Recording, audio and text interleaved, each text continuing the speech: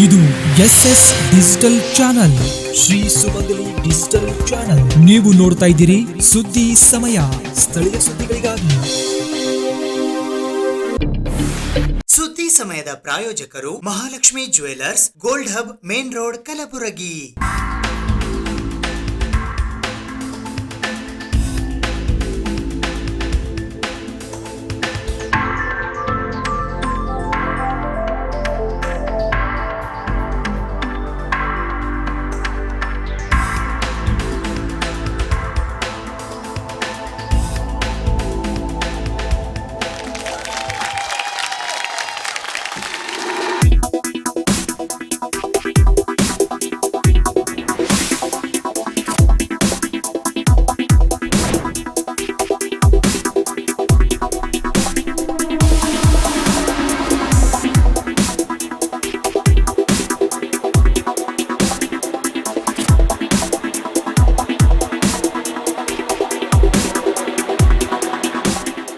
Mahalakshmi jewellers, gold hub, main road, Gulbarga.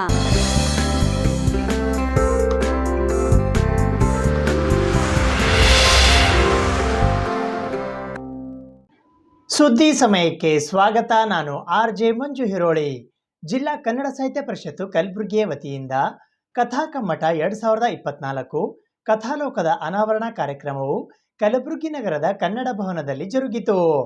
ಜಿಲ್ಲಾ ಕನ್ನಡ ಸಾಹಿತ್ಯ ಪರಿಷತ್ತು ಕಲಬುರಗಿಯ ವತಿಯಿಂದ ಕಥಾ ಕಮ್ಮಟ 2024 ಕಥಾಲೋಕದ ಅನಾವರಣ ಕಾರ್ಯಕ್ರಮವು ದಿನಾಂಕ 17ನೇ ಮಾರ್ಚ್ 2024 ರಂದು ಬೆಳಿಗ್ಗೆ 10:30 ಗಂಟೆಗೆ ಕಲಬುರಗಿ ನಗರದ ಕನ್ನಡ ಭವನದಲ್ಲಿ ಜರುಗಿತು.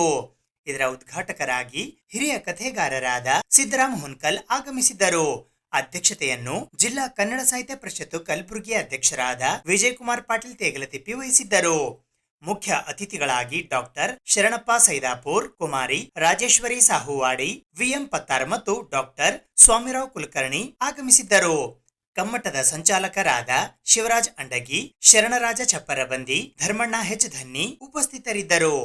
ಬೆಳಿಗ್ಗೆ 11:30 ಗಂಟೆಗೆ ಕಥಾ ಸಾಹಿತ್ಯದ ತತ್ವ ಸತ್ವ ಮಹತ್ವದ ಕುರಿತು ಉಪನ್ಯಾಸ ನೀಡಲು ಡಾಕ್ಟರ್ ಸ್ವಾಮಿರಾವ್ ಕುಲಕರ್ಣಿ ಆಗಮಿಸಿದ್ದರು. ಗೌರವ ಉಪಸ್ಥಿತರಾಗಿ ಪ್ರೊಫೆಸರ್ ನೀಲಕಂಠ ಕಣ್ಣಿ, MB ನಿಂಗಪ್ಪ, ಧರ್ಮರಾಯ ಜವಳಿ, ಸಿದ್ದರಾಮ್ C ಸರ್ಸಂಬಿ ಉಪಸ್ಥಿತರಿದ್ದರು. ಸಿದ್ದಲಿಂಗಜಿ ಬಾಳಿ ನಿರ್ವಹಣೆ ಮಾಡಿದರು. ಮಧ್ಯಾಹ್ನ 12:15 ಗಂಟೆಗೆ ಕಥಾ ಸಾಹಿತ್ಯದ ಶೈಲಿ ತಂತ್ರ ಎಂಬ ವಿಷಯದ ಕುರಿತು ಉಪನ್ಯಾಸ ನೀಡಲು ಡಾಕ್ಟರ್ KS ನಾಯಕ್ ಆಗಮಿಸಿದ್ದರು. ಗೌರವ ಉಪಸ್ಥಿತರಾಗಿ ಈರಯ್ಯ ಹಿರೇಮಠ್, BG ಪಾಟೀಲ್, ಸಂಜೀವ್ ಕುಮಾರ್ ಡೋಂಗರ್ಗಾಂವ್ ಆಗಮಿಸಿದ್ದರು. ರವೀಂದ್ರ ಕುಮಾರ್ ಭಂಟನಹಳ್ಳಿ ನಿರ್ವಹಣೆ ಮಾಡಿದರು. ಮಧ್ಯಾಹ್ನ 1:30 ಗಂಟೆಗೆ ಕಥಾ ಸಾಹಿತ್ಯದ ಸ್ವರೂಪ, ವಸ್ತು ಮತ್ತು ಭಾಷೆ ಎಂಬ ವಿಷಯದ ಕುರಿತು ಉಪನ್ಯಾಸ ನೀಡಲು ಡಾಕ್ಟರ್ ಪುಟ್ಟಮಣಿ ದೇವಿದಾಸ್ ಆಗಮಿಸಿದ್ದರು. ಗೌರವ ಉಪಸ್ಥಿತರಾಗಿ ಸಚಿನ್ ಕುಮಾರ್ ಮಣೂರೆ, ಸಂಜೀವ್ T ಮಾಲೆ ಹಾಗೂ ಸಂತೋಷ್ ಪಾಟೀಲ್ ಆಗಮಿಸಿದ್ದರು. ಡಾಕ್ಟರ್ ರೆಹಮಾನ್ ಪಟೇಲ್ ನಿರ್ವಹಣೆ ಮಾಡಿದರು. ಮಧ್ಯಾಹ್ನ 2:15 ಕಥಾ ಸೃಷ್ಟಿಗೆ ಬೇಕಾದದ್ದೇನು ಎಂಬ ವಿಷಯದ ಕುರಿತು ಉಪನ್ಯಾಸ ನೀಡಲು ಕಾವ್ಯಶ್ರೀ ಮಹಗಾಂವ್ಕರ್ ಆಗಮಿಸಿದ್ದರು. ಗೌರವ ಉಪಸ್ಥಿತರಾಗಿ ಡಾಕ್ಟರ್ ರಾಜಶೇಖರ್ ಮಾಂಗ್, ಚನ್ನಮಲ್ಲಯ್ಯ ಹಿರೇಮಠ್ ಹಾಗೂ ಭಾಗ್ಯಲತಾ ಶಾಸ್ತ್ರಿ ಆಗಮಿಸಿದ್ದರು. ಬಾಬುರಾವ್ ಪಾಟೀಲ್ ನಿರ್ವಹಣೆ ಮಾಡಿದರು. ಮಧ್ಯಾಹ್ನ 3:05 ಶಿಬಿರಾರ್ಥಿಗಳ ನುಡಿ ಹಾಗೂ ಪ್ರಮಾಣ ಪತ್ರ ವಿತರಣೆ ಮಾಡಲಾಯಿತು. ಮುಖ್ಯ ಅತಿಥಿಗಳಾಗಿ ಡಾಕ್ಟರ್ ಶಿವಶರಣಪ್ಪ ಮೋತಕಪಳ್ಳಿ ಹಾಗೂ ಡಾಕ್ಟರ್ ರಾಘವೇಂದ್ರ ಚಿಂಚನಸೂರ್ ಆಗಮಿಸಿದ್ದರು. ಕಲ್ಯಾಣಕುಮಾರ್ ಶೀಲವಂತ ನಿರ್ವಹಣೆ ಮಾಡಿದರು. ಜಿಲ್ಲಾ ಕನ್ನಡ ಸಾಹಿತ್ಯ ಪರಿಷತ್ತು ಕಲಬುರಗಿಯ ವತಿಯಿಂದ ಕಲಬುರಗಿ ನಗರದ ಕನ್ನಡ ಭವನದಲ್ಲಿ ಆಯೋಜಿಸಲಾಗಿದ್ದ ಕಥಾ ಕಮ್ಮಟ 2024 ರಲ್ಲಿ ಕಥಾ ಸೃಷ್ಟಿಗೆ ಬೇಕಾದದ್ದು ಏನು ಎಂಬ ವಿಷಯದ ಕುರಿತು ಕಾವ್ಯಶ್ರೀ ಮಹಗಾಂವ್ಕರ್ ಅವರು ವಿಶೇಷ ಉಪನ್ಯಾಸ ನೀಡಿದರು. ಜಿಲ್ಲಾ ಕನ್ನಡ ಸಾಹಿತ್ಯ ಪರಿಷತ್ತು ಕಲಬುರಗಿಯ ವತಿಯಿಂದ ಕಥಾ ಕಮ್ಮಟ 2024 ಕಥಾಲೋಕದ ಅನಾವರಣ ಕಾರ್ಯಕ್ರಮವು ದಿನಾಂಕ 17ನೇ ಮಾರ್ಚ್ 2024 ರಂದು ಬೆಳಿಗ್ಗೆ 10:30 ಗಂಟೆಗೆ ಕಲಬುರಗಿ ನಗರದ ಕನ್ನಡ ಭವನದಲ್ಲಿ ಜರುಗಿತು. ಇದರ ಉದ್ಘಾಟಕರಾಗಿ ಹಿರಿಯ ಕಥೆಗಾರರಾದ ಸಿದ್ದರಾಮ್ ಹುನ್ಕಲ್ ಆಗಮಿಸಿದ್ದರು. ಮಾಡೋದು ಬಹಳ ಮುಖ್ಯ ಅಲ್ಲ, ಮೂಲೆಯಲ್ಲಿ ಇರ್ತಕ್ಕಂಥ ಯಾವುದೋ ಒಬ್ಬ ಅನಾಮಧೇಯ ಹುಡುಗರ ಪುಸ್ತಕ ಮಾಡೋದು ಬಹಳ ಮುಖ್ಯ ಆಗಿದ್ರೆ ಆ ಮಾತು ನನ್ನ ನೆನಪಿಟ್ಟುಕೊಂಡು ಒಂದೇ ಒಂದು ಪುಸ್ತಕ ಮಿಸ್ ಆಗಲಾರ್ದಂಗೆ ಸೆಲೆಕ್ಷನ್ ಮಾಡಿಸಿದ್ದೀನಿ ಅಂತ ಹೇಳಲಿಕ್ಕೆ ನನಗೆ ಬಹಳ ಹೆಮ್ಮೆ ಅನಿಸ್ತದೆ. ಅದು ಲೀಸ್ಟ್ ಆಗ್ತದೆ ಮತ್ತು ಹೊರಗಡೆ ಬರ್ತದೆ, ನಿಮಗೆಲ್ಲ ಆದೇಶಗಳು ಬರ್ತಾವೆ. ಆಮೇಲೆ ನೀವೆಲ್ಲ ಪುಸ್ತಕ ಸಬ್ಮಿಟ್ ಮಾಡಬೇಕು. 20 ಪುಸ್ತಕಗಳು ಕೂಡ ಕೊನೆಯಲ್ಲಿ ನಮಗೆ ಮರುಪರಿಶೀಲನೆಗೆ ಬಂದಿದ್ದು. ಆ ಮರುಪರಿಶೀಲನೆ ಕೂಡ ಯಾವ್ಯಾವ ಬಿಟ್ಟು ಹೋಗಿದ್ದು ಅಂದ್ರೆ ಮಾಡಿಸಿ ಮತ್ತೆ ಸೇರಿಸಿದ್ವಿ. ಅವು ಆದೇಶಗಳು ಬಂದರೂ ತಿರುಗಿ ಆಲ್ರೆಡಿ ಬುಕ್ಗಳು ಕೂಡ ಕೊಡುವಂಥ ಕೆಲಸ ಮಾಡ್ತೇವೆ. ಈಗ ಇವತ್ತು ಸಾಹಿತ್ಯ ಅಕಾಡೆಮಿ ಕೂಡ ಅದೇ ರೀತಿಯಲ್ಲಿ ನಮ್ಮ ಭಾಗಕ್ಕೆ ಏನಿದೆ, ನಮ್ಮ ಭಾಗದಂಥ ಸಾಹಿತಿಗಳಿಗೆ, ಹಿರಿಯರಿಗೆ ಏನು ಗೌರವ ಸಲ್ಲಬೇಕು ಅವೆಲ್ಲವನ್ನು ನಾವು ನೆನಪಿಸ್ತಕ್ಕಂಥ ಕೆಲಸ 100ಕ್ಕೆ 100 ಮಾಡ್ತೀವಿ. ನನ್ನ ಹೆಸರು ಅಧ್ಯಕ್ಷತೆಗೆ ಇತ್ತು, ಸಾಹಿತ್ಯ ಅಕಾಡೆಮಿ ಅಧ್ಯಕ್ಷತೆಗೆ ನನ್ನ ಹೆಸರು 2ನೇದಿತ್ತು. ಆದರೆ ಆ ಕಾರಣದಿಂದ ಅದು ನನಗೆ ತಪ್ಪಿದೋದಕ್ಕೆ ಸೀರಿಯಲ್ ನಂಬರ್ 1ಕ್ಕೆ ಬಂತು. ಕೆಳಗೆ ಇಳಿಸಿದ್ರು ಸ್ವಲ್ಪ. ಇದು ಆಗ್ತದೆ ನಮ್ಮ ಪ್ರಾದೇಶಿಕ ಅಸಮಾನತೆ ಮತ್ತು ಈ ಒಂದು ಸಾಮಾಜಿಕ ನ್ಯಾಯ ಕೊಡುವ ಸಂದರ್ಭದಲ್ಲಿ ಮತ್ತು ಎಲ್ಲ ಭಾಗಕ್ಕೂ ಮತ್ತು ಎಲ್ಲ ಜಾತಿ ವರ್ಗಕ್ಕೂ ಒಂದು ಇದು ಕೊಡ್ಬೇಕಂತೇಳಿ ಅವರೊಂದು ನಿಲುವು ಇಟ್ಟುಕೊಂಡಿರ್ತಾರೆ. ಆ ನಿಲುವಿನಾಗ ಬಂದಾಗ ಯಾರೋ ಒಬ್ಬದಾಗ ಅಲ್ಲಿ ಲಿಂಗಾಯತ ಸಿಕ್ತಂದ್ರೆ ಇಲ್ಲಿ ಲಿಂಗಾಯತ ಆದ್ರೆ ಅಲ್ಲಿ ಕಟ್ಟಾಗಿರುತ್ತೆ. ಆಮೇಲೆ ಲಿಂಗಾಯತ ಸಾಹಿತಿಗಳು ತುಂಬ ಇರೋದ್ರಿಂದ ನಮ್ಗೆ ಅಲ್ಲಲ್ಲಿ ಸ್ವಲ್ಪ ಹೊಡ್ತಾ ಬಿಡ್ತದೆ. ಬೇರೆಯವರಿಗೆ ಬೇಗ ಅವಕಾಶಗಳು ಸಿಗ್ತವೆ, ನಾವು ತುಂಬ ಜನ ಇರೋದ್ರಿಂದ ಸ್ವಲ್ಪ ಅವಕಾಶಗಳು ಕಡಿಮೆ ಆಗಿ ಹೋಗ್ತವೆ. ಆದರೆ ನಾವು ಬೇಜಾರಾಗಬಾರ್ದು, ಬೇರೆಯವರಿಗೂ ಕೂಡ ಸಿಕ್ತಲ್ಲಪ್ಪ ಅಂತ ಸಂತೋಷ ಪಡುವಂಥ ಮನಸ್ಥಿತಿ ನಮ್ಮದಾಗಬೇಕು. ಯಾಕಂದ್ರೆ ಸಾಹಿತಿ ಲೇಖಕ ಆದವನು ಆ ಕಾಲಮಾನದ ಸಾಕ್ಷಿ ಪ್ರಜ್ಞೆ ಆಗಿರ್ತಾನೆ.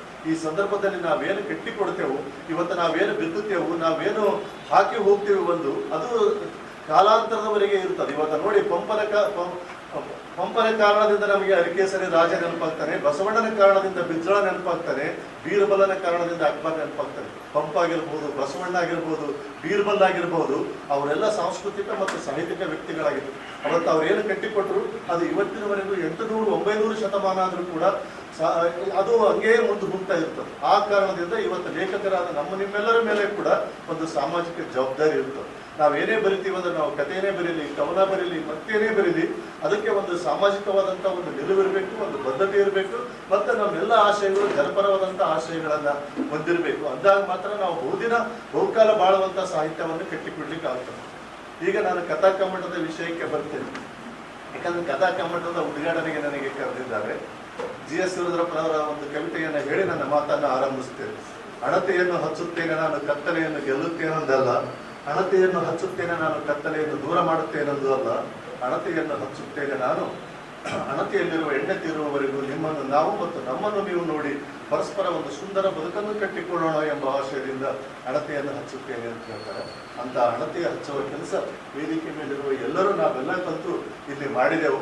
ನೀವೆಲ್ಲರೂ ಕೂಡ ಈ ಅಣತೆ ಹಚ್ಚುವ ಕಾರ್ಯದಲ್ಲಿ ಪಾಲ್ಗೊಂಡಿದ್ದೀರಿ. ಇದು ಅತ್ಯಂತ ಒಂದು ಸಂತಸದ ಕ್ಷಣ. ಅಧ್ಯಕ್ಷತೆಯನ್ನು ಜಿಲ್ಲಾ ಕನ್ನಡ ಸಾಹಿತ್ಯ ಪರಿಷತ್ತು ಕಲಬುರಗಿ ಅಧ್ಯಕ್ಷರಾದ ವಿಜಯಕುಮಾರ್ ಪಾಟೀಲ್ ತೇಗಲತಿಪ್ಪಿ ವಹಿಸಿದ್ದರು. ಮುಖ್ಯ ಅತಿಥಿಗಳಾಗಿ ಡಾಕ್ಟರ್ ಶರಣಪ್ಪ ಸೈದಾಪುರ್, ಕುಮಾರಿ ರಾಜೇಶ್ವರಿ ಸಾಹುವಾಡಿ, ವಿಎಂ ಪತ್ತಾರ್ ಮತ್ತು ಡಾಕ್ಟರ್ ಸ್ವಾಮಿರಾವ್ ಕುಲಕರ್ಣಿ ಆಗಮಿಸಿದ್ದರು. ಕಮ್ಮಟದ ಸಂಚಾಲಕರಾದ ಶಿವರಾಜ್ ಅಂಡಗಿ, ಶರಣರಾಜ ಚಪ್ಪರಬಂದಿ, ಧರ್ಮಣ್ಣ ಹೆಚ್ ಧನ್ನಿ ಉಪಸ್ಥಿತರಿದ್ದರು. ಮಧ್ಯಾಹ್ನ 2:15 ಕಥಾ ಸೃಷ್ಟಿಗೆ ಬೇಕಾದದ್ದೇನು ಎಂಬ ವಿಷಯದ ಕುರಿತು ಉಪನ್ಯಾಸ ನೀಡಲು ಕಾವ್ಯಶ್ರೀ ಮಹಗಾಂವ್ಕರ್ ಆಗಮಿಸಿದ್ದರು. ಗೌರವ ಉಪಸ್ಥಿತರಾಗಿ ಡಾಕ್ಟರ್ ರಾಜಶೇಖರ್ ಮಾಂಗ್, ಚನ್ನಮಲ್ಲಯ್ಯ ಹಿರೇಮಠ್ ಹಾಗೂ ಭಾಗ್ಯಲತಾ ಶಾಸ್ತ್ರಿ ಆಗಮಿಸಿದ್ದರು. ಬಾಬುರಾವ್ ಪಾಟೀಲ್ ನಿರ್ವಹಣೆ ಮಾಡಿದರು. ಮಧ್ಯಾಹ್ನ 3:05 ಶಿಬಿರಾರ್ಥಿಗಳ ನುಡಿ ಹಾಗೂ ಪ್ರಮಾಣ ಪತ್ರ ವಿತರಣೆ ಮಾಡಲಾಯಿತು. ಮುಖ್ಯ ಅತಿಥಿಗಳಾಗಿ ಡಾಕ್ಟರ್ ಶಿವಶರಣಪ್ಪ ಮೋತಕಪಳ್ಳಿ ಹಾಗೂ ಡಾಕ್ಟರ್ ರಾಘವೇಂದ್ರ ಚಿಂಚನಸೂರ್ ಆಗಮಿಸಿದ್ದರು. ಕಲ್ಯಾಣಕುಮಾರ್ ಶೀಲವಂತ ನಿರ್ವಹಣೆ ಮಾಡಿದರು. ಡಾಕ್ಟರ್ ರಾಜ್ಕುಮಾರ್ ಸಾಹಿತ್ಯಿಕ ಮತ್ತು ಸಾಂಸ್ಕೃತಿಕ ಕಲಾ ಸಂಘದ 3ಯ ವಾರ್ಷಿಕೋತ್ಸವ ಸಮಾರಂಭವು ಕಲಬುರಗಿ ನಗರದ ಕನ್ನಡ ಭವನದ ಸುವರ್ಣ ಸಭಾಭವನದಲ್ಲಿ ಜರುಗಿತು. ಡಾಕ್ಟರ್ ರಾಜ್ಕುಮಾರ್ ಸಾಹಿತ್ಯಿಕ ಮತ್ತು ಸಾಂಸ್ಕೃತಿಕ ಕಲಾ ಸಂಘ, ಕಲೆ, ಸಾಹಿತ್ಯ, ಸಂಗೀತ ಮತ್ತು ಮನರಂಜನೆಯ ವೇದಿಕೆ ರಾಜಾಪುರ್ ಕಲಬುರಗಿಯ 3ಯ ವಾರ್ಷಿಕೋತ್ಸವ, ವಿಶ್ವ ಮಹಿಳಾ ದಿನಾಚರಣೆ, ವಿವಿಧ ಕ್ಷೇತ್ರದ ಸಾಧಕರಿಗೆ ಸೇವಾ ರತ್ನ ಪ್ರಶಸ್ತಿ ಪ್ರದಾನ, ಸಾಂಸ್ಕೃತಿಕ ಕಲಾ ಸಂಭ್ರಮ ಹಾಗೂ ಡಾಕ್ಟರ್ ಪುನೀತ್ ರಾಜ್ಕುಮಾರ್ ಅವರ 49ನೆಯ ಹುಟ್ಟುಹಬ್ಬ ಸಮಾರಂಭವು ರವಿವಾರ ದಿನಾಂಕ 17 ಮಾರ್ಚ್ 2024ರಂದು ಬೆಳಗ್ಗೆ 10:30 ಕಲಬುರಗಿ ನಗರದ ಸರ್ದಾರ್ ವಲ್ಲಭಭಾಯ್ ಪಟೇಲ್ ವೃತ್ತದ ಹತ್ತಿರವಿರುವ ಕನ್ನಡ ಭವನದ ಸುವರ್ಣ ಸಭಾಭವನದಲ್ಲಿ ಜರುಗಿತು. ಈ ಸಮಾರಂಭದಲ್ಲಿ ಪ್ರಶಸ್ತಿ ಪ್ರದಾನ ಮಾಡಲು ಕಲಬುರಗಿ ಜಿಲ್ಲಾ ಪಂಚಾಯಿತಿಯ ಮಾಜಿ ಅಧ್ಯಕ್ಷರಾದ ಭೀಮರಾವ್ ಟಿಟಿ ಆಗಮಿಸಿದ್ದರು. ಅಧ್ಯಕ್ಷತೆಯನ್ನು ಗುಲ್ಬರ್ಗಾ ವಿಶ್ವವಿದ್ಯಾಲಯ ಕಲಬುರಗಿಯ ಮಾಜಿ ಸಿಂಡಿಕೇಟ್ ಸದಸ್ಯರಾದ ಡಾಕ್ಟರ್ ಸುನಿಲ್ ಕುಮಾರ್ ವಂಟಿ ವಹಿಸಿದ್ದರು. 2ನೇದು ಈ ದೇಶದ ಸೈನಿಕರು, 3ನೇದು ಈ ದೇಶದ ರೈತರು ಮತ್ತು ನನ್ನ ಗೌರವಾನ್ವಿತ ಶಿಕ್ಷಕರ ಪದದಲ್ಲಿರುವ ಎಲ್ಲ ಶಿಕ್ಷಕರು ಮತ್ತು ನನ್ನ ನೆಚ್ಚಿನ ವಿದ್ಯಾರ್ಥಿಗಳಿಗೆ ಸನ್ಮಾನ ಮಾಡಿಸಿದ್ರಿ, ಅದಕ್ಕಾಗಿ ನಾನು ಅಭಿನಂದಿಸ್ತೇನೆ. ಇವತ್ತು ಅನೇಕ 2-3 ವರ್ಷಗಳಿಂದ ರಮೇಶ್ ಅವರು ದಿವಂಗತ ಹೆಂಬಾಡಿ ಸರ್ ಅವರ ಒಂದು ಸವಿನೆನಪು ಮತ್ತು ಪ್ರೀತಿಗಾಗಿ ಯಾವ ಹೆಂಬಾಡಿ ಸರ್ ಅವರು ಜೀವಂತವಾಗಿದ್ದರೂ ಇಂಥ ಕಾರ್ಯಕ್ರಮವನ್ನು ಮಾಡ್ತಾ ಇರಲಿಲ್ಲ. ಯಾಕಂದ್ರೆ ಅವರು ರಮೇಶ್ ಹೆಂಬಾಡಿ ಸರ್ ಅವರಿಗೆ ಒಂದು ತಂದೆಯ ಸ್ವರೂಪಿಯಾಗಿ ಏನು ಅವರ ನೆನಪಿಗಾಗಿ ಅನೇಕ ಕಾರ್ಯಕ್ರಮವನ್ನು ಮಾಡಿ ಇವತ್ತು ಹೆಂಬಾಡಿ ಸರ್ ಅವರಿಗೆ ನಮ್ಮ ಮಧ್ಯದಲ್ಲಿ ಜೀವಂತವಾಗಿ ಇಟ್ಟಿರುವ ಉದಾಹರಣೆಯನ್ನು ನಾವು ನೋಡ್ತಿದ್ದೇವೆ. ಜೊತೆಗೆ ಇವತ್ತು ಏನು ಮಹಿಳೆಯ ದಿನಾಚರಣೆ, ಮಹಿಳೆಯರೆಂದ್ರೆ ಯಾರು ಎಂಬ ಪ್ರಶ್ನೆ ಬಹಳಷ್ಟು ಮಂದಿಗೆ ನಾವು ಸೃಷ್ಟಿ ಮಾಡ್ಕೋಬೇಕು. ಮಹಿಳೆ ಅಂದ್ರೆ ಯಾರಪ್ಪ ಅಂದ್ರೆ ಗಂಡಿನ ಎದುರಾಗಿ ನಿಲ್ಲುವ ಹೆಣ್ಣು ಮಗಳು ಅಂತ ಅನ್ಕೋಬಹುದು. ಆದರೆ ಇವತ್ತು ಈ ದೇಶದಲ್ಲಿ ಈ ಭೂಮಿಯಲ್ಲಿ ಯಾವ ಮಹಿಳೆಯರಿಗೆ ಯಾವುದೇ ಒಂದು ಸ್ಥಾನಮಾನವನ್ನು ಸಿಗ್ತಿದ್ದಿಲ್ಲ. ಅಂದಿನ ಕಾಲವನ್ನು ನೆನೆಸ್ಕೊಂಡ್ರೆ ಇವತ್ತೇನು ಸ್ವತಂತ್ರವಾಗಿ ಖುಷಿನಿಂದ ಇದ್ದೀರಿ. ನಿಮ್ಮ ಎಲ್ಲ ಮಹಿಳೆಯರಿಗೆ ಇವತ್ತು ಏನು 4ನೇ ಶತಮಾನದ ಮಹಾತ್ಮ ಗೌತಮ ಬುದ್ಧ ಆಗಿರ್ಬೋದು, 12ನೇ ಶತಮಾನದ ಅಣ್ಣ ಬಸವಣ್ಣನಾಗಿರ್ಬೋದು, ಮತ್ತು ಇತ್ತೀಚಿನ ದಿನದಲ್ಲಿ ಇವತ್ತು ಡಾಕ್ಟರ್ ಬಾಬಾ ಸಾಹೇಬ್ ಅಂಬೇಡ್ಕರ್ ಅವರು ನಮ್ಮ ಮಧ್ಯದಾಗ ಇಲ್ಲಂದ್ರ ನಿಮ್ಮನ್ನು ರಕ್ಷಣೆ ಮಾಡಕ್ಕೆ ಸಂವಿಧಾನವನ್ನು ಕೊಟ್ಟಿದ್ದಾರೆ. ಆ ಸಂವಿಧಾನದಲ್ಲಿ ನಿಮ್ಮ ರಕ್ಷಣೆ, ಆಸ್ತಿ, ಸಂಪೂರ್ಣವಾದ ಅಡಕುಗಳನ್ನು ಬಿಟ್ಟು ನಮ್ಮ ಮಧ್ಯದಲ್ಲಿಲ್ಲ. ಅದಕ್ಕಾಗಿ ಇವತ್ತು ನೀವು ಹೆಣ್ಣ ಮಕ್ಕಳು ತಕ್ಷಣ ಬೆಳಗ್ಗೆ ಎದ್ದ ತಕ್ಷಣ ನಿಮ್ಮ ತಂದೆ ತಾಯಿ ನೆನೆಸ್ಕೊಂಡು, ಅತ್ತೆ ಮಾವು ನೆನೆಸ್ಕೊಂಡು, ಗಂಡನನ್ನು ನೆನೆದು ಏನು ನಮ್ಮನ್ನು ಸ್ವಾತಂತ್ರ್ಯ ಕೊಟ್ಟರಲ್ಲ ಆ ಮಹಾತ್ಮರಾದ ಬುದ್ಧ ಬಸವ ಅಂಬೇಡ್ಕರ್ ನೆನೆದು ಇವತ್ತು ಸಮಾಜದಾಗ ಏನು ಮಕ್ಕಳಿಗೆ ಯಾವ ರೀತಿ ಸಂಸ್ಕಾರವನ್ನು ನೀಡಬೇಕು, ಸಂಸ್ಕಾರ ಇಲ್ಲ ಅಂದ್ರೆ ಇವತ್ತು ಏನಾಗ್ತಿದೆ, ಅನಾಚಾರ, ಮೌಢ್ಯತೆ, ಏನು ಮಕ್ಕಳ ಇವತ್ತು ನಾವು ಉಡುಗೆ ತೊಡುಗೆಯಲ್ಲಿ ಮತ್ತು ಅನೇಕ ವಿಷಯಗಳಲ್ಲಿ ನಾವು ಜಾಗೃತಿಗೆ ವಹಿಸಬೇಕು. ಇವತ್ತು ಮಹಿಳೆ ಜವಾಬ್ದಾರಿ ತೋಲಿಲ್ಲ ಅಂದ್ರೆ ನಮ್ಮ ಸಮಾಜ ಹೇಗಾಗ್ತದೆ ಎಂಬುದು ನೀವು ಉದಾಹರಣೆಯಾಗಿದ್ದೀರಿ. ಯಾಕಂದ್ರೆ ಒಂದ್ ಕಡೆ ನಾವು ಕೋರ್ಟ್ದಲ್ಲಿ ನೋಡ್ತೇವೆ, ಅನೇಕ ಕೇಸುಗಳನ್ನು ನಮ್ಮಲ್ಲಿ ಬಂದಾಗ ನಮಗ ಸಂಕಟ ಆಗ್ತಿದೆ, ಮನಸ್ಸಾಗ ದುಃಖ ಆಗ್ತಿದೆ. ಯಾಕಂದ್ರೆ ಇನ್ನು ಮದುವೆಯಾಗಿ 1 ತಿಂಗಳಾಗಿಲ್ಲ ಡೈವರ್ಸ್ ಬಂದಿರ್ತಾರೆ. ಇದಕ್ಕೆ ಕಾರಣ ಯಾರು? ನಾವೇ ನಮ್ಮ ಮಕ್ಕಳಿಗೆ ಇವತ್ತು ನನ್ನ ಹೆತ್ತವಳನ್ನು ನನ್ನ ತಾಯಿನೇ, ನನ್ನ ಅಕ್ಕ ತಂಗಿ ಎಲ್ಲನೂ ನಾವು ಜೊತೆಗೆ ಹುಟ್ಟಿದ್ರು ಕೂಡ ಇನ್ನೊಂದು ಹೆಣ್ಣಿಗೆ ನಾವು ಅತ್ಯಾಚಾರ ಮಾಡೋದಾಗ್ಲಿ, ಶೋಷಣೆ ಮಾಡೋದಾಗ್ಲಿ, ಕಿರುಕುಳ ಕೊಡೋದಾಗ್ಲಿ ಇವೆಲ್ಲನೂ ಮಾಡ್ತೇವೆ. ಯಾಕೆ ಮಾಡ್ತೇವೆ ನಾವು? ನಮ್ಮಲ್ಲಿ ಯಾಕೆ ವಿಚಾರ ಬರಲ್ಲ? ನನ್ನಂಗೆ ಇವಳಲ್ಲಪ್ಪ, ನಾನು ಇವಳಿಗೆ ರಕ್ಷಣೆ ಮಾಡ್ಬೇಕಲ್ಲ ಅಂತ ಹೇಳಿ ಇವತ್ತೇನೋ ನಮ್ಮ ತಾಯಿ ನಮ್ಮನ್ನು ಹೆತ್ತಬಹುದು, ಆದ್ರೆ ಹೆಣ್ಮಗಳು ಹಾಗಲ್ಲ. ಯಾವ ಮನೆಯಲ್ಲಿ ಹೆತ್ತಿ ಇನ್ನೊಂದು ಮನೆಗೆ ಹೋಗ್ತಾರಲ್ಲ ಅವರು ದೊಡ್ಡ ಶಕ್ತಿ ಇದೆ ಈ ದೇಶದಲ್ಲಿ. ಅದಕ್ಕಾಗಿ ನಾನು ಇಲ್ಲಿ ಕುಂತಂತ ಎಲ್ಲರಿಗೆ ಮನವಿ ಮಾಡ್ಕೊತೇನೆ, ಹೆಣ್ಣು ಈ ದೇಶದ ದೊಡ್ಡ ಶಕ್ತಿ ಮತ್ತು ಅವಳಿಗೆ ನಮ್ಮ ಮನೆಯಿಂದನೇ ಒಳ್ಳೆಯ ಸಂಸ್ಕಾರವನ್ನು ಕಲಿಸಬೇಕು. ವಿಶೇಷ ಉಪನ್ಯಾಸಕರಾಗಿ ಪಿಡಿಎ ಇಂಜಿನಿಯರಿಂಗ್ ಕಾಲೇಜ್ ಕಲಬುರಗಿಯ ಪ್ರಾಧ್ಯಾಪಕರಾದ ಡಾಕ್ಟರ್ ಗೀತಾ ಪಾಟೀಲ್ ಆಗಮಿಸಿದ್ದರು. ಮುಖ್ಯ ಅತಿಥಿಗಳಾಗಿ ರಿತ್ವಿಕಾ, ಗ್ರಾಮೀಣ ಅಭಿವೃದ್ಧಿ ಮತ್ತು ಚಾರಿಟೇಬಲ್ ಟ್ರಸ್ಟ್ ಕಲಬುರಗಿ ಅಧ್ಯಕ್ಷರಾದ ಸಮಾಜ ಸೇವಕರಾದ ರವಿ ಸಿಂಗೆ, ಎನ್ವಿ ಶಿಕ್ಷಣ ಮಹಾವಿದ್ಯಾಲಯ ಕಲಬುರಗಿಯ ಪ್ರಾಂಶುಪಾಲರಾದ ಡಾಕ್ಟರ್ ವಿಜಯಕುಮಾರ್ ಕೆ ಗೋತಗಿ, ಅನುದಾನಿತ ಅನುದಾನ ರಹಿತ ಶಾಲಾ ಶಿಕ್ಷಕರ ಸಂಘ ಚಿಂಚೋಳಿಯ ಅಧ್ಯಕ್ಷರಾದ ರಾಜಶೇಖರ್ ಮುಸ್ತಾರಿ ಹಾಗೂ ಸರಕಾರಿ ಹಿರಿಯ ಪ್ರಾಥಮಿಕ ಶಾಲೆ ಬಳಬಟ್ಟಿಯ ಶಿಕ್ಷಕರಾದ ಸಾಯಿಬಣ್ಣ ದಂಡಿನವರ್ ಆಗಮಿಸಿದ್ದರು. ಗೌರವ ಉಪಸ್ಥಿತರಾಗಿ ಶಿವಶರಣಪ್ಪ ಮಾಲಿ ಪಾಟೀಲ್ ಆಗಮಿಸಿದ್ದರು. ಇದೇ ವೇಳೆ ವಿವಿಧ ಕ್ಷೇತ್ರದ ಸಾಧಕರಿಗೆ ಸೇವಾರತ್ನ ಪ್ರಶಸ್ತಿ ಪ್ರದಾನ ಮಾಡಲಾಯಿತು. ವೈದ್ಯ ಸಾಹಿತಿಗಳಾದ ಡಾಕ್ಟರ್ ಎಸ್ ಗುಬ್ಬಿ, ಕೃಷಿ ಕ್ಷೇತ್ರಕ್ಕಾಗಿ ಶಿವಾನಂದ್ ಮಂಗನವರ್ ಎಂಬತ್ನಾಳ್, ಶಿಕ್ಷಣಕ್ಕಾಗಿ Revanasiddappa Dandin, doctor Mallamma Manthale, Vithal B Chauhan, doctor Savitri G Bilagi, ಸಮಾಜ ಸೇವೆಗಾಗಿ ಮೇನಕಾ ರವಿ ಸಿಂಗೆ, ಶಿಕ್ಷಣಕ್ಕಾಗಿ ಕುಮಾರಿ ವಿದ್ಯಾ ಲಕ್ಷ್ಮಣರಾವ್ ಅಯ್ಯಾಳ್ಕರ್, ದೈಹಿಕ ಶಿಕ್ಷಣಕ್ಕಾಗಿ ಮಲ್ಲಿಕಾರ್ಜುನ್ ಎಲ್ ವಡ್ಡರ್, ಶಿಕ್ಷಣಕ್ಕಾಗಿ ಡಾಕ್ಟರ್ ಶಶಿಕಲಾ ಎಂ ಖಜೂರಿ, ಧನ್ಸಿಂಗ್ ಬಿ ಜಾಧವ್, ವೆಂಕಟೇಶ್ ಎಂ, ಕಾನೂನು ಶಿಕ್ಷಣಕ್ಕಾಗಿ ಡಾಕ್ಟರ್ ಸವಿತಾ ಆರ್ ಗಿರಿ, ಸಮಾಜ ಸೇವೆಗಾಗಿ ಸವಿತಾ ಹನುಮಂತ ವಂಟಿ, ಶಿಕ್ಷಣಕ್ಕಾಗಿ ಸುರೇಶ್ ಬಿ ರಾಠೋಡ್, ಸಮಾಜ ಸೇವೆಗಾಗಿ ದಿನೇಶ್ ರವೀಂದ್ರ ತಳವಾರ್, ಸುನಿಲ್ ಕುಮಾರ್ ಜಿಂದೆ ಹಾಗೂ ಬೆರಳಚ್ಚುಗಾರರಾದ ಸುಧಾ ಮದನ್ಕರ್ ಇವರಿಗೆ ಸೇವಾರತ್ನ ಪ್ರಶಸ್ತಿ ಪ್ರದಾನ ಮಾಡಲಾಯಿತು. ಅದೇ ರೀತಿ ಆದರ್ಶ ಮಹಿಳೆಯರಾದ ಮಲ್ಲಮ್ಮ ಕೋರ್ವಾರ್, ಪಾರ್ವತಿ ರಾಜಶೇಖರ್ ಹೊಕ್ರಾಣಿ, ಹುಲಿಗೆಮ್ಮ ಮಾರುತಿ ಮೊಕಾಶಿ, ಕುಮಾರಿ ಪ್ರಿಯದರ್ಶಿನಿ ಜಿ ತಿರ್ಲಾಪುರ್, ಲಲಿತಾ ಹರಿಕೃಷ್ಣ, ಡಾಕ್ಟರ್ ವೀಣಾ ಪಾಟೀಲ್ ಹಾಗೂ ವಾಣಿ ಮೋಹನಾಚಾರ್ಯ ಅಗ್ನಿಹೋತ್ರಿ ಇವರಿಗೆ ಆದರ್ಶ ಮಹಿಳೆ ವಿಶೇಷವಾಗಿ ಸನ್ಮಾನಿಸಲಾಯಿತು. ಅದೇ ರೀತಿ ಬಿಎಸ್ಎಫ್ ಯೋಧರಾದ ನಾಗೇಶ್ ಬಿ ಸಾಲಿ, ಸಂಗೀತ ಕಲಾವಿದರಾದ ಅಮರಪ್ರಿಯಾ ಹಿರೇಮಠ್, ರಂಗಭೂಮಿ ಕಲಾವಿದರಾದ ರಾಜ್ಕುಮಾರ್ ಎಸ್ಕೆ, ಚಿಂಚೋಳಿಯ ಸಮಾಜ ಸೇವಕರಾದ ಅಂಬರೀಶ್ ಒಲಗೇರಿ, ಆದರ್ಶ ವಿದ್ಯಾರ್ಥಿ ವಾಶಿಂ ಅಕ್ರಮ್ ಗುಡುಸಾಬ್ ಹಾಗೂ ಸಚಿನಾರ್ ಸುಣಗಾರ್ ಇವರಿಗೆ ಹೃದಯ ಸ್ಪರ್ಶಿ ಸನ್ಮಾನ ಮಾಡಲಾಯಿತು. ಕುಮಾರಿ ಆರನಾ ಹಾಗೂ ಕುಮಾರಿ ಆರತಿ ಆದರ್ಶ ಉತ್ತರ್ಕರ್ ಭರತನಾಟ್ಯ ಪ್ರದರ್ಶಿಸಿದರು. ಅಂತರಂಗ ಸಾಂಸ್ಕೃತಿಕ ಸೇವಾ ಸಂಸ್ಥೆಯ ಮಕ್ಕಳಿಂದ ಸಮೂಹ ನೃತ್ಯ ಪ್ರದರ್ಶನ ಮಾಡಲಾಯಿತು. ಸುಧಾರಾಣಿ ಸಜ್ಜನ್, ಸುಧಾರಾಣಿ ಡಿಕೆ, ಸಾಕ್ಷಿ ಬ್ರಹ್ಮ, ಅರುಣಕುಮಾರ್ ತೆಗನೂರ್ ಹಾಗೂ ಎಸ್ಪಿ ಹರಿಕೃಷ್ಣ ಇವರಿಂದ ರಸಮಂಜರಿ ಕಾರ್ಯಕ್ರಮ ಜರುಗಿತು. ಈ ಸಮಾರಂಭದಲ್ಲಿ ಅಧ್ಯಕ್ಷರಾದ ಪ್ರೊಫೆಸರ್ ರಮೇಶ್ ಯಾಳಗಿ, ಕಾರ್ಯದರ್ಶಿಗಳಾದ ಯಲ್ಲಾಲಿಂಗ್ ದಂಡಿನ್ ಸೇರಿದಂತೆ ಇತರೆ ಅನೇಕರು ಉಪಸ್ಥಿತರಿದ್ದರು.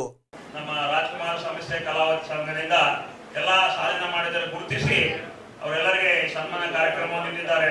ನನಗೆ ರಮೇಶ್ ಅವರು ಒಂಟಿ ಸಾರೆಲ್ಲ ನನಗೆ ಲಾಸ್ಟ್ ವೀಕ್ ಫೋನ್ ಮಾಡಿದ್ರೆ ಈ ಕಾರ್ಯಕ್ರಮ ಮಾಡ್ತಾ ಇದ್ದಾವೆ ಬರಬೇಕು ಅಂದ್ರೆ ಪರ್ಟಿಕ್ಯುಲರ್ ಈ ಕಾರ್ಯಕ್ರಮ ಅಟೆಂಡ್ ಮಾಡ್ಲಿಕ್ಕೆ ಬಳ್ಳಾರಿಯಿಂದ ಬಂದಿದ್ದೇನೆ.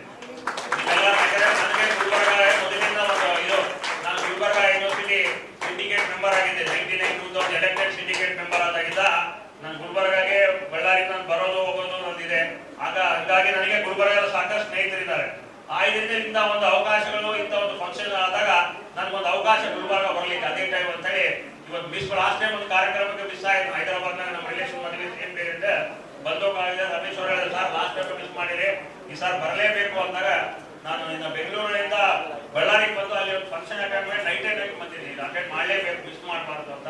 ಅದಕ್ಕೆ ನನಗೆ ಇಲ್ಲಿ ಬಂದು ಅವಕಾಶ ಮಾಡಿಕೊಟ್ಟಂತ ರಮೇಶು, ನಮ್ಮ ಒಂಟಿ ಸಾರು ಮತ್ತೆ ಎಲ್ಲ ವೇದಿಕೆ ಮೇಲೆ ನಾನು ಮುಂದೆ ಬರುವಂತಹ ಒಂದು ವಿಧಾನ ಪರಿಷತ್ ಚುನಾವಣೆ ನಾನೊಂದು ಕ್ಯಾಂಡಿಡೇಟ್ ಆಗಿ ನಿಂತಿರ್ಬೇಕಂತ ಒಂದು ಇದರಲ್ಲಿ ನಾನು ಓಡಾಡ್ತಾ ಇದ್ದೆಲ್ಲ ಕಂಪ್ಲೀಟ್ ಇಲ್ಲ. ಆ ಇದರಿಂದ ನಾನು ಗುಲ್ಬರ್ಗ ಒಂದು ನಮ್ಮ ಕಲ್ಯಾಣ ಕರ್ನಾಟಕ ಹೆಬ್ಬಾಗಲಿದ್ದು ಗುಲ್ಬರ್ಗನ ಮಿಸ್ ಮಾಡಂಗಿಲ್ಲ. ಬಳ್ಳಾರಿಗಿಂತ ಹೆಚ್ಚು ಗುಲ್ಬರ್ಗನೇ ನನಗೊಂದು ಬೇಸ್ ಅಂತ ಭಾವಿಸ್ತಾ ನನಗೆ ಮಾತನಾಡಲಿಕ್ಕೆ ಅವಕಾಶ ಮಾಡಿಕೊಟ್ಟ ನಿಮ್ಗೆಲ್ಲರಿಗೂ ವಂದಿಸಿ ಜೈ ಹಿಂದ್, ಜೈ ಕರ್ನಾಟಕ.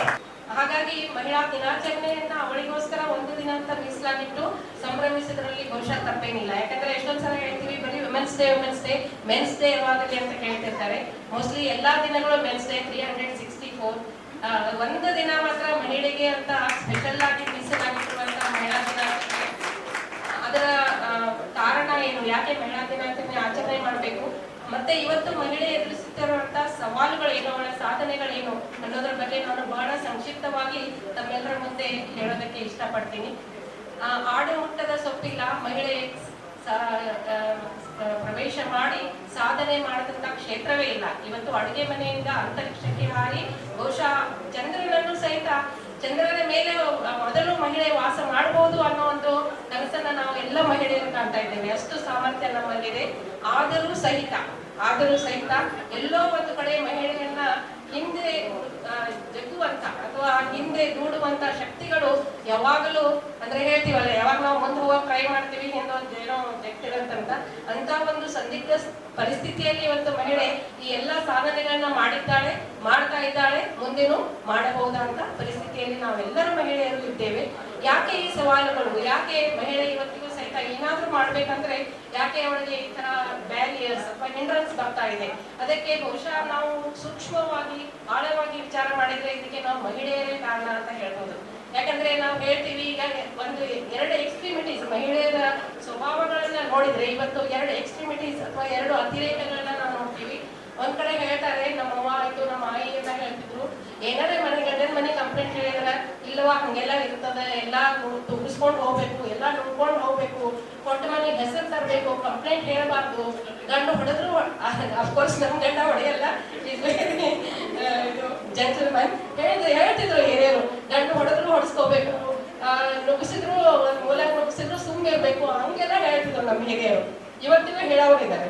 ಇನ್ನೊಂದ್ ಕಡೆ ಏನ್ ಹೇಳ್ತೀವಿ ನಾವು, ಇವತ್ತಕ್ಕೆ ಲಾ ಅಂಡ್ ಆರ್ಡರ್ಸ್ ಎಷ್ಟು ಸ್ಟ್ರಾಂಗ್ ಆಗಿದ್ದಾವೆ, ಮಹಿಳೆಯರ ಪರವಾಗಿ ಎಷ್ಟು ಸ್ಟ್ರಾಂಗ್ ಆಗಿದ್ದಾವೆ ಎಲ್ಲರಿಗೂ ಗೊತ್ತು. ಮಹಿಳೆ ಇವತ್ತೊಂದು ಕಂಪ್ಲೇಂಟ್ ಕೊಟ್ರೆ ಬಿಹೈಂಡ್ ದ ಬಾರ್ ಒಬ್ಬರನ್ನ ನುಗ್ಸೋದು ಬಹಳ ಸುಲಭದ ಕೆಲಸ. ಅಷ್ಟು ಸ್ಟ್ರಾಂಗ್ ನಮ್ಮ ಜುಡಿಷಿಯಲ್ ಸಿಸ್ಟಮ್ ಇವತ್ತು ಆಗಿದೆ.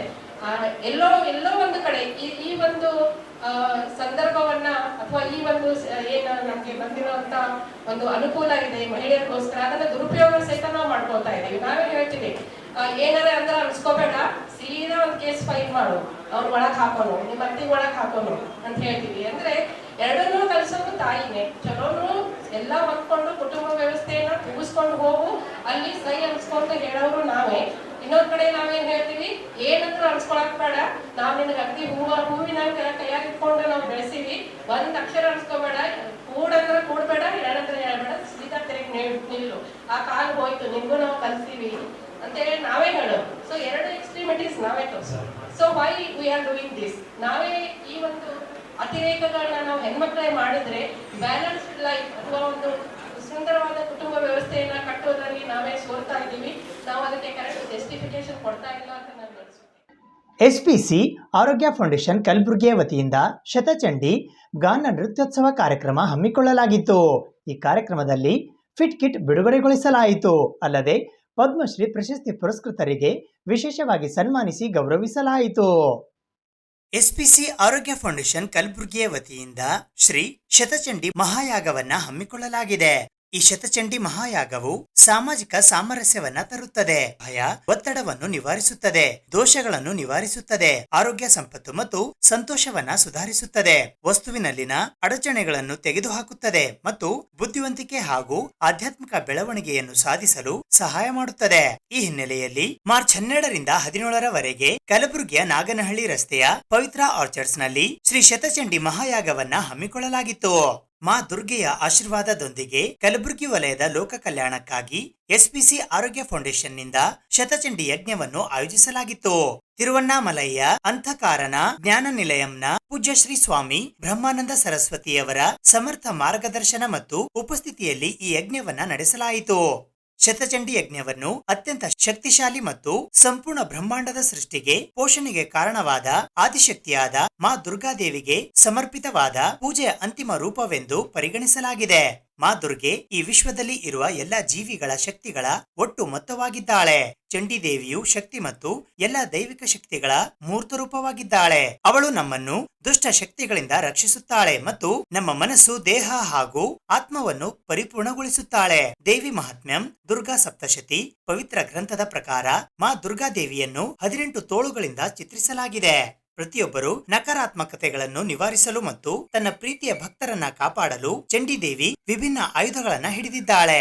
ಈ ಅಗ್ನಿ ಆಚರಣೆ ಅಥವಾ ಯಜ್ಞದ ಮೂಲಕ ಬ್ರಹ್ಮಾಂಡದ ತಾಯಿಯನ್ನು ಪೂಜಿಸುವ ಮೂಲಕ ನಮ್ಮ ಎಲ್ಲಾ ಪ್ರಯತ್ನಗಳಲ್ಲಿ ಯಶಸ್ಸನ್ನು ತರುತ್ತದೆ ಎಂದು ನಂಬಲಾಗಿದೆ. ಎಲ್ಲಾ ಅಡೆತಡೆಗಳನ್ನು ತೆಗೆದುಹಾಕುವುದು, ದುಷ್ಟ ದೃಷ್ಟಿ ಮತ್ತು ಶಾಪಗಳಿಂದ ಪರಿಹಾರ, ಗಂಭೀರ ಕಾಯಿಲೆಗಳಿಗೆ ಚಿಕಿತ್ಸೆ, ಶತ್ರುಗಳನ್ನು ಸೋಲಿಸಿ ಮತ್ತು ಶಾಶ್ವತ ಆರೋಗ್ಯ, ಸಂಪತ್ತು ಮತ್ತು ಸಮೃದ್ಧಿಯೊಂದಿಗೆ ಆಶೀರ್ವದಿಸಲು ಈ ಯಜ್ಞವನ್ನ ಮಾಡಲಾಗುತ್ತದೆ. ಶ್ರೀ ಶತಚಂಡಿ ಮಹಾಯಾಗದ ಅಂಗವಾಗಿ ಶತಚಂಡಿ ಗಾನ ನೃತ್ಯೋತ್ಸವವು ದಿನಾಂಕ 16ನೇ ಮಾರ್ಚ್ 2024ರಂದು ಮಧ್ಯಾಹ್ನ 3:30 ಗಂಟೆಗೆ ಜರುಗಿತು. ಈ ಸಾಂಸ್ಕೃತಿಕ ಕಾರ್ಯಕ್ರಮದ ಕಲಾತ್ಮಕ ನಿರ್ದೇಶಕರು ಪಂಡಿತ್ ಡಾಕ್ಟರ್ ಸತೀಶ್ ಹಂಪಿಹೊಳಿಯವರು. ಪಂಡಿತ್ ಡಾಕ್ಟರ್ ಸತೀಶ್ ಹಂಪಿಹೊಳಿಯವರು ಅಂತಾರಾಷ್ಟ್ರೀಯ ಖ್ಯಾತ ತಬಲಾ ಕಲಾವಿದರಾಗಿದ್ದಾರೆ. ಹೆಸರಾಂತ ಹಿಂದೂಸ್ತಾನಿ ಶಾಸ್ತ್ರೀಯ ಗಾಯಕರಾದ ಪಂಡಿತ್ ರಮೇಶ್ ಕುಲಕರ್ಣಿ, ಹೆಸರಾಂತ ಭರತನಾಟ್ಯ ನರ್ತಕಿ ವಿದುಷಿ ಸಂಯುಕ್ತಾ ಶಂಕರ್ ಹಾಗೂ ಹೆಸರಾಂತ ಆಂಕರ್, ಸಂಗೀತ ನಿರ್ದೇಶಕ, ಗೀತ ರಚನೆಕಾರ, ನಟ, ರಾಷ್ಟ್ರ ಪ್ರಶಸ್ತಿ ವಿಜೇತ, ಚಲನಚಿತ್ರ ನಿರ್ಮಾಪಕರಾದ ಕಲಾದೇಗುಲ ಶ್ರೀನಿವಾಸ್ ಗಾನ ನೃತ್ಯೋತ್ಸವ ಕಾರ್ಯಕ್ರಮಕ್ಕಾಗಿ ಆಗಮಿಸಿದ್ದರು.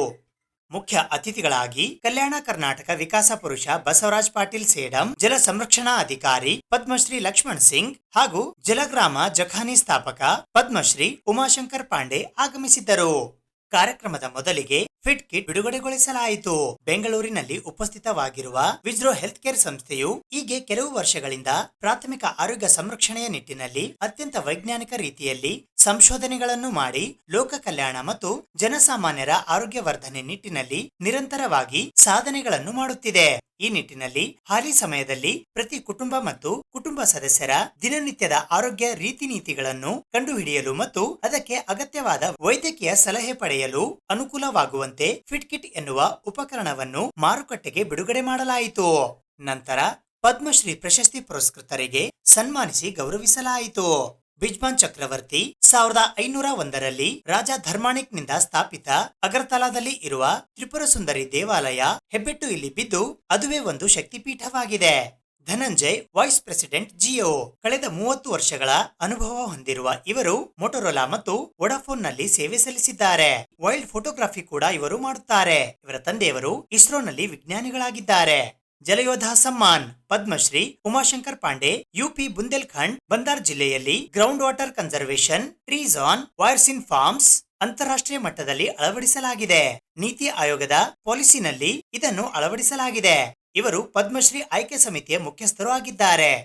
ಪದ್ಮಶ್ರೀ ಲಕ್ಷ್ಮಣ್ ಸಿಂಗ್ ಲಾಪೋರಿಯಾ ಇವರು ಕೃಷಿಕ ಕುಟುಂಬದವರು. ರಾಜಸ್ಥಾನದ ವಿಧಾನಸಭೆಯ ಅಧ್ಯಕ್ಷರಾಗಿದ್ದರು. ರಾಜಸ್ಥಾನದ ದುನ್ಗರ್ಪುರ್ನ ಕಡೆಯ ಮಹಾರಾಜರಾಗಿದ್ದವರು. ಬರಪೀಡಿತ ಜಿಲ್ಲೆಗಳಲ್ಲಿ ಗ್ರಾಮೀಣ ಸಮುದಾಯಗಳಿಗೆ ನೀರಿನ ಸಂರಕ್ಷಣೆ ಮತ್ತು ನೈಸರ್ಗಿಕ ಸಂಪನ್ಮೂಲ ನಿರ್ವಹಣೆ ವ್ಯವಸ್ಥೆಯನ್ನು ನಿರ್ಮಿಸುವಲ್ಲಿ ಯಶಸ್ವಿಯಾಗಿದ್ದು ಗ್ರಾಮೀಣ ಯುವಕರಿಗೆ ತರಬೇತಿ ನೀಡುತ್ತಿದ್ದಾರೆ. ವಿಲಾಸ್ ದೇಶಪಾಂಡೆ ಇವರು ಸಮಾಜ ಸೇವಕರು. ಕಳೆದ 35 ವರ್ಷಗಳಿಂದ ಮಹಿಳಾ ಸಬಲೀಕರಣ ಮತ್ತು ಸ್ಕಿಲ್ ಡೆವಲಪ್ಮೆಂಟ್ ನಲ್ಲಿ ಸೇವೆ ಸಲ್ಲಿಸುತ್ತಿದ್ದಾರೆ. ಉಮೇಶ್ ಶೆಟ್ಟಿ ಇವರು ಕಾರ್ಪೊರೇಟರ್ ಆಗಿದ್ದವರು. ಇದುವರೆಗೂ ಇವರು 7,000ಕ್ಕೂ ಹೆಚ್ಚು ಜನರಿಗೆ ಚಿಕಿತ್ಸೆ ನೀಡುವುದಕ್ಕಾಗಿ ಸಹಾಯವನ್ನ ಮಾಡಿದ್ದಾರೆ. ಇವರೆಲ್ಲರಿಗೂ ವೇದಿಕೆ ವತಿಯಿಂದ ಸನ್ಮಾನಿಸಿ ಗೌರವಿಸಲಾಯಿತು. ಈ ಸಂದರ್ಭದಲ್ಲಿ ಅನಿತಾ ಗುಂಡಪ್ಪ ಶಿವರಾಜ್, ಹರಿಕೃಷ್ಣ ಗಂಟಿ ಸೇರಿದಂತೆ ಇತರರು ಉಪಸ್ಥಿತರಿದ್ದರು. ಅತಿಥಿಗಳ ಭಾಷಣದ ನಂತರ ತಬಲಾ ವಾದನ, ಹಿಂದೂಸ್ತಾನಿ ಗಾಯನ ಮತ್ತು ಭರತನಾಟ್ಯವನ್ನ ಪ್ರಸ್ತುತಪಡಿಸಲಾಯಿತು. ಮಣಿ ಜಗನ್ಮಾನ ಮಣಿ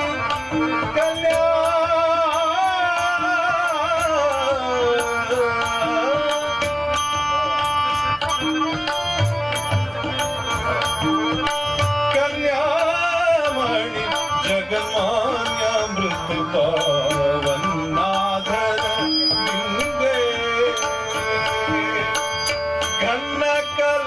ಕುಚವನ್ನು ಧರಿತಡಿ ಸಣ್ಣ ಕನರಿ ತಂಬೆ ತಂಬೆ ಚಿನ್ನ ಪುತ್ಥಳಿ ಗೊಂಬೆ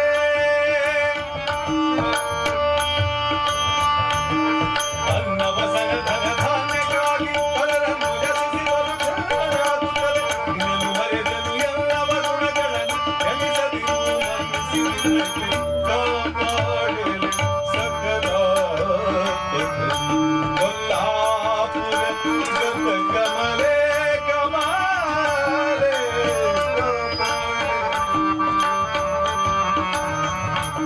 ये आते हैं, ना बोलने का हिम्मत नहीं होता है. ये उनका व्यक्तित्व है.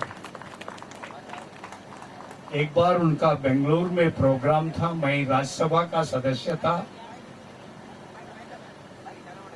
सीधा दिल्ली से आया, फिर मैं दिल्ली वापस चले गया. वो एक अंतर्राष्ट्रीय पैलेटिव केयर का कॉन्फ्रेंस था. उसे एक ह्यूमन हार्ट के आदमी कुछ भी करेगा, अच्छा करेगा. लेकिन शतचंडी यज्ञ करने के बाद उनकी जिम्मेदारी बढ़ गई है. उनको अपना सोच को भी बढ़ाना होगा, सपने को भी बड़ा करना होगा. इसीलिए मनीष और उनके बहन से मैं विनती करता हूं, मानवीय सेवा के लिए आपने जो बेड़ा उठाया है, इतना बड़ा शतचंडी यज्ञ करने के बाद आपका काम केवल भारत के लाखों लोगों को उसका फायदा मिले, इतना ही नहीं, विश्व भी आपके तरफ देखे, ये मैं उन दोनों से प्रार्थना करता हूं. और वह शक्ति इस शतचंडी यज्ञ के द्वारा उन लोगों ने जो ग्रहण किया है, एक आत्मविश्वास बढ़ा है, वह आत्मविश्वास कार्य के रूप में, एक्शन के रूप में दुनिया को दिखे. क्योंकि इस देश में मानवीय प्रीति के प्यार के अभाव में बहुत लोग तड़पते हैं, जिसका कोई अंदाजा नहीं किया जा सकता है.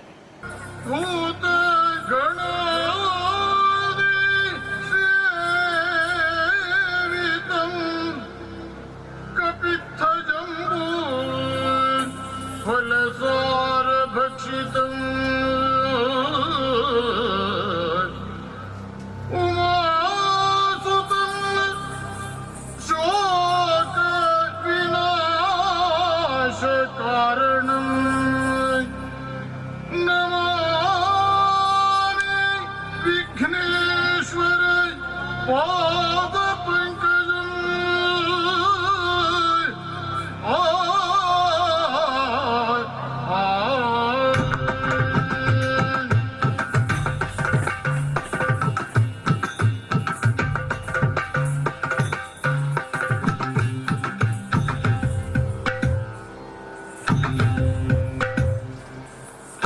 इह भक्त सुचरित्र विमल गुणगात्र पुरगवर कटिसूत्र हरिकरुण पात्र इह भक्त सुचरित्र विमल गुणगात्र पुरगवर कटिसूत्र हरिकरुण पात्र अचल वरदयित सुत शशिगणवहरण अनवरतम विबुध गण विनुत चरण विबुध गण विनुत चरण विबुध गण विनुत चरण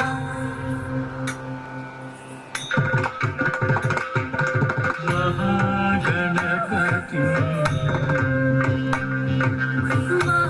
महागणपति मनसा स्मरामि महागणपति मनसा स्मरामि महागणपतिं मनसा स्मरामि महागणपतिं मनसा स्मरामि महागणपतिं मनसा स्मरामि महागणपतिं मनसा स्मरामि महागणपतिं वसिष्ठवामदेवादिवन्दित महागणपतिं मनसा स्मरामि महागणपतिं वसिष्ठवामदेवादिवन्दित महागणपतिं मनसा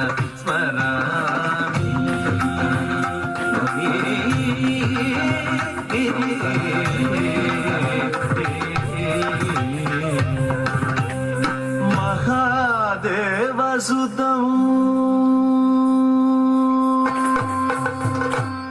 जब माँ का आशीर्वाद, माँ सतचंडी का आशीर्वाद मिल गया है तो जिस काम का बीड़ा डॉक्टर मनीष जी ने और डॉक्टर अनुराधा जी ने उठाया है वो पूरा होना ही है, उसमें कोई संदेह नहीं है। दो बातें मुझे बहुत अच्छी लगी। मैं पूरे देश में जाता हूँ, IIT में बात लेक्चर देता हूँ, केंद्रीय विश्वविद्यालय में जाता हूँ, देश भर के लोग मेरी बात सुनते हैं। लेकिन एक जो नई बात मेरे समझ में अच्छी आई कि मनीष जी ने अपनी शिक्षक को बुलाया था जिन्होंने उन्हें पढ़ाया था। इस सृष्टि में दो व्यक्ति बड़ा बनाते हैं। एक टीचर सदैव चाहता है, शिक्षक सदैव चाहता है कि मेरा पढ़ाया हुआ मुझसे बड़ा बने, और माँ और पिता सदैव चाहता है कि मेरा पुत्र मुझसे बड़ा बने। मनीष जी, आपने अपनी माँ और पिता, इस सृष्टि में माँ से बड़ा कोई नहीं है, जो स्वयं गीले में सोती और सूखे में सुलाती है, मुंह का निवाला आपको खिलाती है, सर्दी बरसात गर्मी सह करके पिता आपको बड़ा करता है, पालता है, पोसता है, कपड़े देता है, शिक्षा देता है, बड़ा करता है और सपने देखता है। शायद आपके माता पिता जी, आप धन्य हैं डॉक्टर मनीष जी, डॉक्टर अनुराधा जी, कि आपने अपने माता पिता के लिए, अपनी जन्मभूमि के लिए, माँ बड़ी है और मातृभूमि बड़ी है। हम नहीं रहेंगे, देश रहेगा, देश रहना चाहिए, नेशन इज फर्स्ट। लेकिन आपने जो वृद्ध जनों के लिए, मैं सेठी जी से बात कर रहा था कि पार्षद हैं यहाँ से, अच्छे व्यक्ति हैं। विलास भाई ने जब हमसे कहा कि आपको वहाँ कार्यक्रम में पहुँचना है, मेरा स्वास्थ्य भी ठीक नहीं था, बेल्ट लगा करके चलना था, सर्वाइकल प्रॉब्लम है, लेकिन मेरे मन में था कि मुझे मनीष जी के कार्यक्रम में पहुंचना है।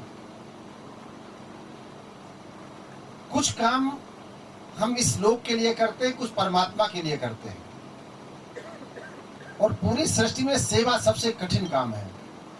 माँ और पिताजी पूरे घर की सेवा करते हैं, लेकिन बच्चे कहते हैं आप करते क्या हैं? पूरा घर सुबह से 4 बजे से माँ जगती है, घर का काम करती हैं, बर्तन साफ करती हैं, कपड़े धोती हैं, नाश्ता तैयार करती हैं, स्कूल भेजती हैं, फिर तब आप आते हो, फिर आपको उसी व्यवस्था करती हैं, आप बड़ा होकर तैयार होते हैं।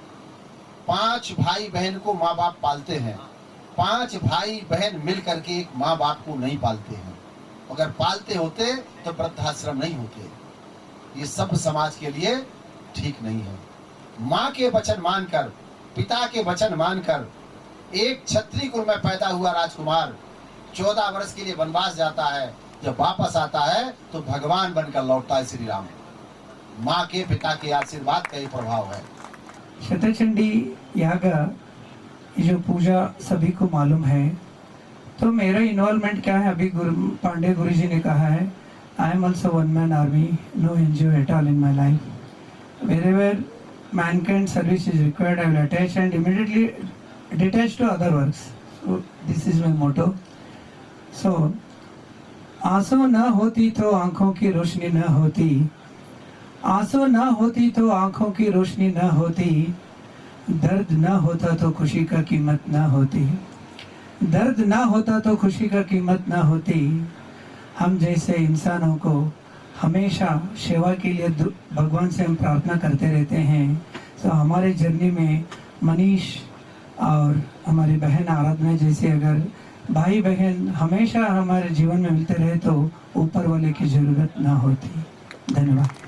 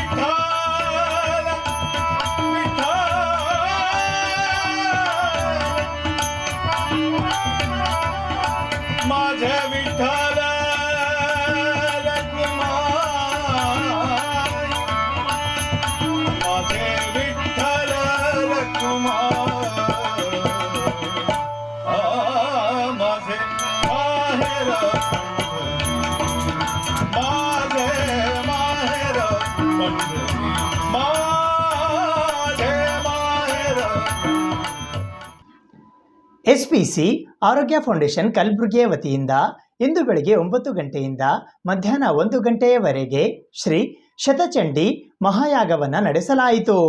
ಯಜ್ಞದ ನಂತರ ಮಹಾಪ್ರಸಾದದ ವ್ಯವಸ್ಥೆಯನ್ನು ಕಲ್ಪಿಸಲಾಗಿತ್ತು.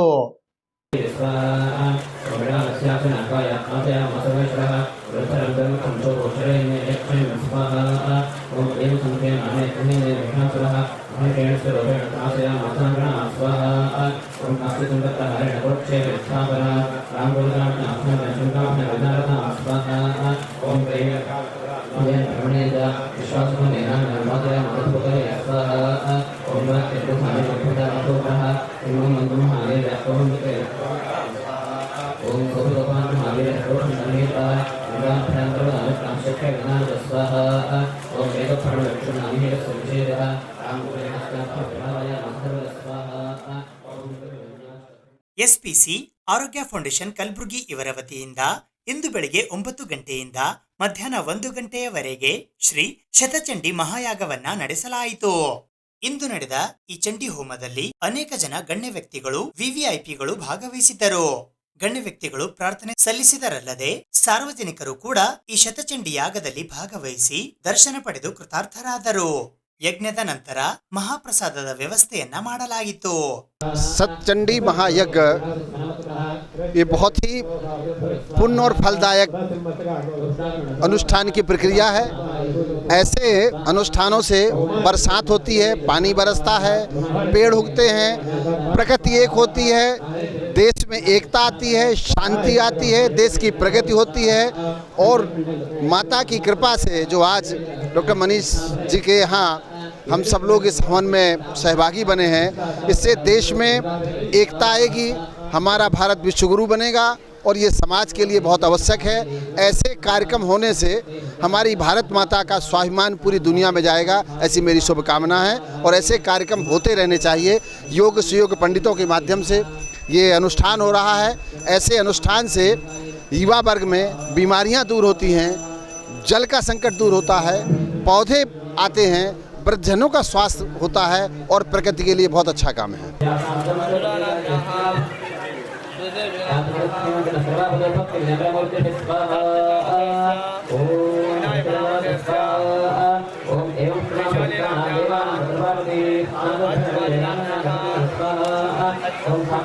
ಈ ಸೆಟ ಚಂಡಿ ಯಜ್ಞ ಭಾಳ ಮಹತ್ವವಾಗಿರ್ತಕ್ಕಂಥ ಯಜ್ಞ. ಇದು ಪೂರ್ವಜರ್ಲಿಂದ ಬಂದದ್ದು, ಇದೇನು ಹೊಸದಾಗಿ ಈಗಿಲಿಂದಲ್ಲ, ಪೂರ್ವದಿಂದ ಬಂದಿರತಕ್ಕಂಥದ್ದು, ಮಹಾತ್ಮರು ಮಾಡ್ತಕ್ಕಂಥದ್ದು, ಋಷಿ ಮುನಿಗಳು ಮಾಡ್ತಕ್ಕಂಥದ್ದು. ಇದು ಒಂದು ಮಾಡೋದ್ರಲ್ಲಿಂದ ಈ ಸುತ್ತಮುತ್ತಲು ಇಲ್ಲಿ ಒಂದು ಹೋಮ ಮಾಡೋದ್ರಿಂದ ಸುಮಾರು ಒಂದು 10 ಕಿಲೋಮೀಟ್ರ್ವರೆಗೆ ಏನು ಗ್ರಾಮೀಣ ಜನರು ಇರ್ತಾರೆ, ಹಳ್ಳಿ ಜನರು ಇರ್ತಾರೆ, ಇಲ್ಲೇನು ನೆಗೆಟಿವ್ ಥಿಂಗ್ಸ್ ಇರ್ತಾವೆ, ನೆಗೆಟಿವ್ ಏನು ಸೇಲ್ಸ್ ಇರ್ತಾವೆ, ನೆಗೆಟಿವ್ ಏನು ವಿಚಾರಗಳು ಇರ್ತಾವೆ, ಇದು ಎಲ್ಲನೂ ಹೋಗ್ತಾವೆ. ಇನ್ನು ಮುಂದೆ ಪಾಸಿಟಿವ್ ಆಗ್ತಾ ಇರ್ತದೆ. ಇಲ್ಲಿ ಇರ್ತಕ್ಕಂಥ ಸುತ್ತಮುತ್ತಲ ಜನರಿಗೆ, ಗುಲ್ಬರ್ಗ ಜಿಲ್ಲೆ ಜನರಿಗೆ ಎಲ್ಲರಿಗೂ ಒಳ್ಳೆಯದಾಗಲಿ ಅಂತಕ್ಕಂಥ ವಿಚಾರ ಇಟ್ಕೊಂಡು ಮನೀಶ್ ಆರಾಧನೆ, ಡಾಕ್ಟರ್ ಆರಾಧನಾ ಅವರು ಹಾಕ್ಕೊಂಡಿರ್ತಕ್ಕಂಥ ಈ ಒಂದು ಯಜ್ಞ ಎಲ್ಲರಿಗೂ ಒಳ್ಳೆಯದಾಗಲಂತೆ ನಾನು ಹಾರೈಸ್ತೇನೆ. ये यज्ञ जो हो रहा है ये बहुत अच्छा है। इससे आसमान शुद्ध होता है, धरती शुद्ध होती है, बहुत सारी बीमारियां मिटती है, वो मन शुद्ध होता है। ये एक पवित्र काम है, इसको हम सब भी करेंगे। आप लोगों इन्होंने जो किया है वो भी धन्य है।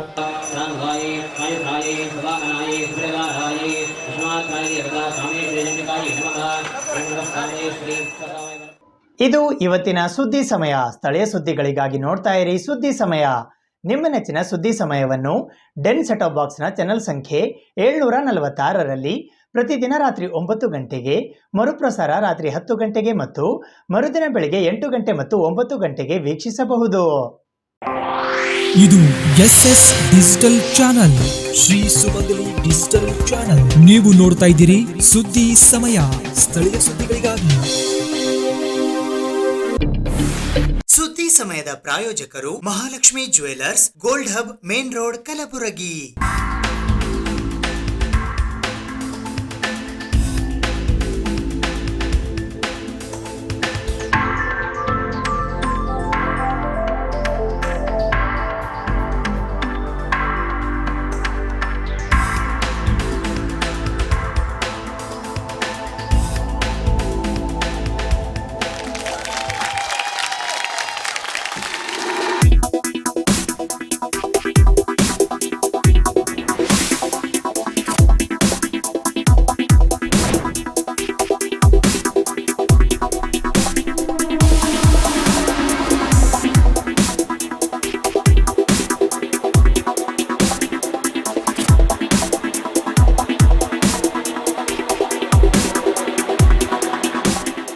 Mahalakshmi jewellers, gold hub, main road, Gulbarga.